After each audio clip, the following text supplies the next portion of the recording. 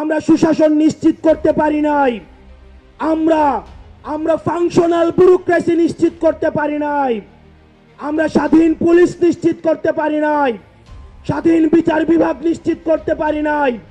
আমরা স্বাধীনতার এত বছর পরেও আমাদের তরুণ প্রজন্ম, আমাদের একটা ইনস্টিটিউশন আমরা প্রপারলি ফাংশন করতে দেখি নাই। আমরা আপনাদের কাছে কমিটমেন্ট দিতে চাই, এই তরুণ প্রজন্ম আমরা ইনস্টিটিউশন গুলাকে প্রপারলি ফাংশনাল করব। আমরা আপনাদেরকে কমিটমেন্ট দিতে চাই, এই বিভাজনের রাজনীতির ঊর্ধ্বে উঠে আমরা একতার রাজনীতি বাংলাদেশে চালু করব। আমরা স্টেট ডেভেলপ করব। আমরা এই ভূখণ্ডের অধিকার আমরা আদায় করতে পারি নাই। আমাদেরকে মাথায় রাখতে হবে, বিদেশের সাথে আমাদের বন্ধুত্বপূর্ণ সম্পর্ক থাকবে, কিন্তু কোনো প্রেসক্রিপশনের সম্পর্ক থাকবে না।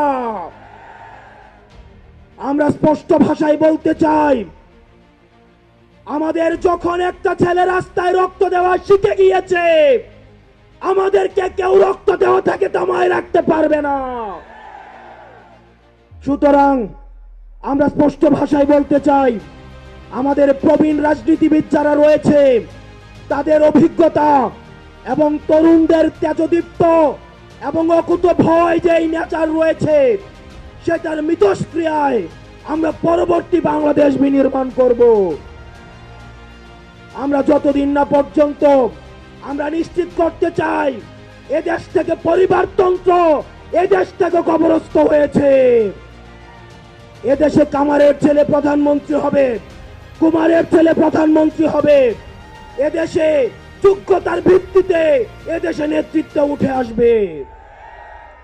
আমরা স্পষ্ট করতে চাই, আমরা একটা সুন্দর বাংলাদেশ গড়তে চাই, যে বাংলাদেশে আমাদের মধ্যে কোনো ধরনের ভেদাভেদ থাকবে না। আমাদের রাজনৈতিক পরমত সহিষ্ণুতা থাকবে, মত প্রকাশের স্বাধীনতা থাকবে, আমাদের দ্বিমত প্রকাশের স্বাধীনতা থাকবে। আমরা একটা সমৃদ্ধ বাংলাদেশ গঠন করার জন্য আমরা আপনাদের কাছে কমিটমেন্ট দিচ্ছি, আমরা প্রতিজ্ঞা করছি। এই প্রতিজ্ঞার সাথে কারা কারা একমত রয়েছেন? ও ইনকিলাব জিন্দাবাদ, ইনকিলাব জিন্দাবাদ, ইনকিলাব জিন্দাবাদ, ইনকিলাব জিন্দাবাদ।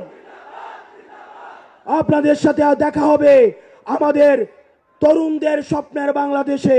আসসালামু আলাইকুম ওয়া রাহমাতুল্লাহ।